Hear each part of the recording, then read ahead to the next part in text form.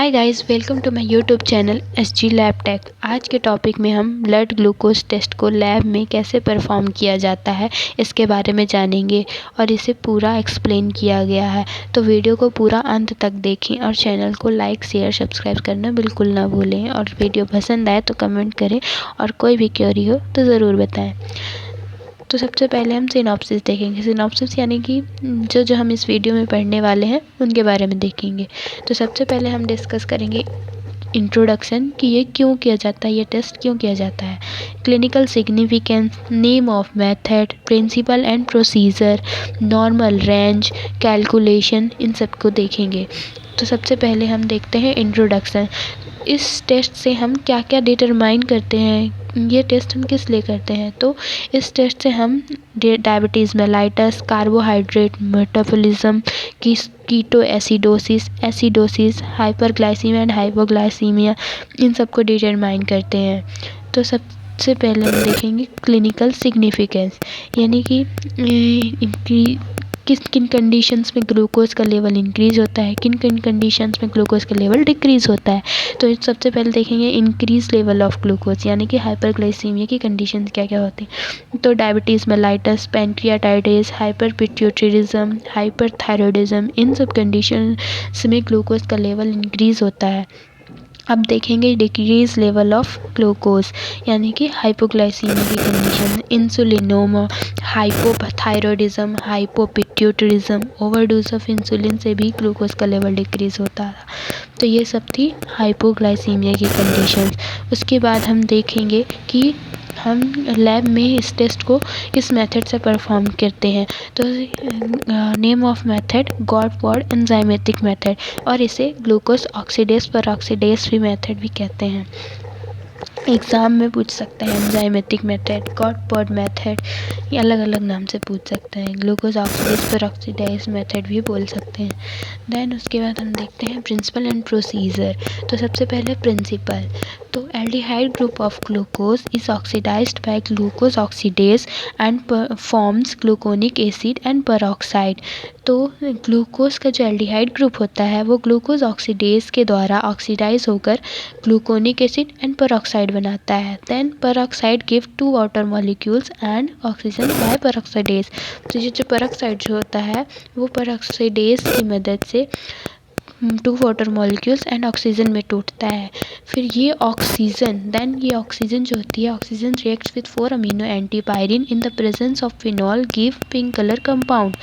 तो ये जो ऑक्सीजन होती है वो 4 amino antipyrine in the presence of phenol इससे रिएक्ट करता है।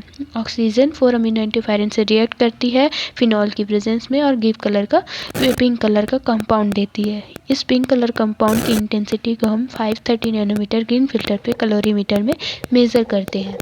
और फिर उसके बाद हमने इस टेस्ट को करने के लिए कौन कौन सा रिएजेंट की ज़रूरत होती है हमें। सबसे पहले हम बफर एंजाइम प्रिपेयर करते हैं और इसे 2 to 8 डिग्री सेंटीग्रेड पे 1 ईयर के लिए स्टोर कर सकते हैं।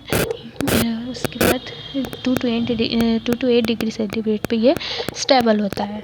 तो सबसे पहले इसमें फॉस्फेट बफर 100 ml लेंगे, उसमें sodium azide, glucose oxidase and peroxidase, 4 amino antipyrine कर बफर एंजाइम बनाएंगे। Then phenol reagent, glucose standard 100 mg/dl। Then उसके बाद हम जो टेस्ट करने के लिए हमने जो रिएजेंट होता है वो सिर्फ फ्रेशली प्रिपेयर किया जाता है, इसे हम स्टोर कर नहीं रख सकते हैं। तो इसे कैसे बनाया जाता है, तो 2 पार्ट्स ऑफ बफर एंजाइम जो हमने अभी बनाया था तो उससे स्टोर कर सकते हैं। तो 2 parts of buffer enzyme, 1 part of phenol reagent लेकर इसे मिक्सचर को बनाया जाता है।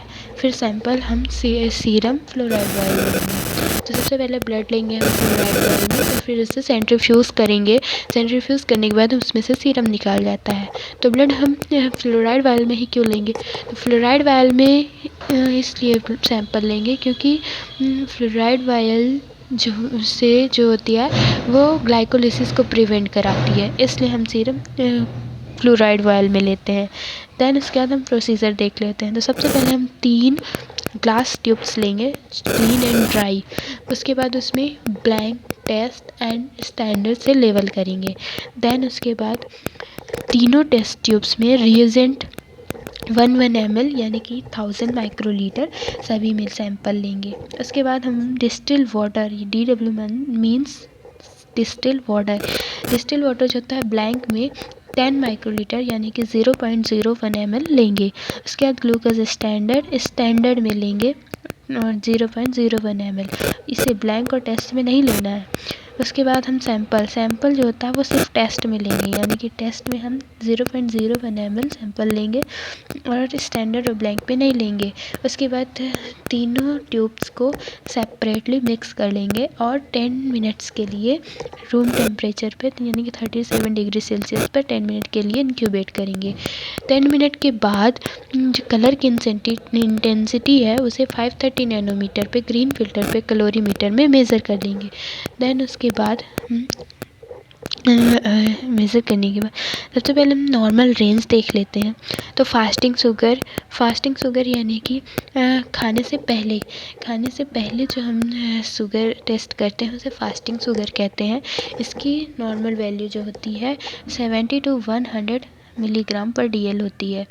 और उसके बाद हम देखते हैं पोस्ट पेरिडियल यानी कि खाने के 1 से 2 घंटे के बाद जो हम शुगर टेस्ट करते हैं उसे पोस्ट पेरिडियल शुगर कहते हैं। तो इसकी जो नॉर्मल रेंज होती है वो 80 to 140 मिलीग्राम पर DL होती है। उसके बाद हम रैंडम ब्लड शुगर यानी कि हम ये किसी भी टाइम टेस्ट कर सकते हैं।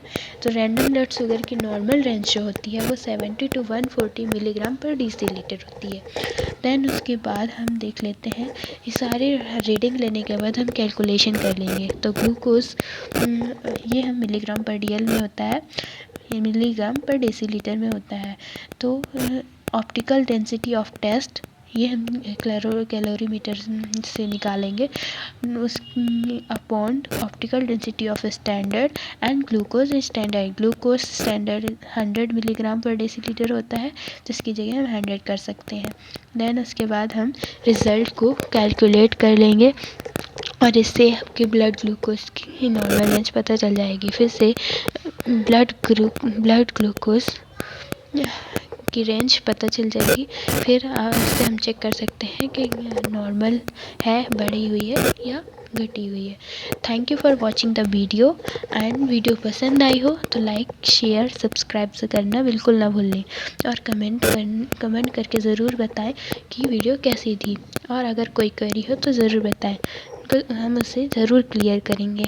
बेल आइकन को ज़रूर क्लिक करें। तो मिलते हैं नेक्स्ट वीडियो में डिस्कस करेंगे ग्लूकोज टॉलरेंस टेस्ट यानी कि GTT and HbA1c। Thank you.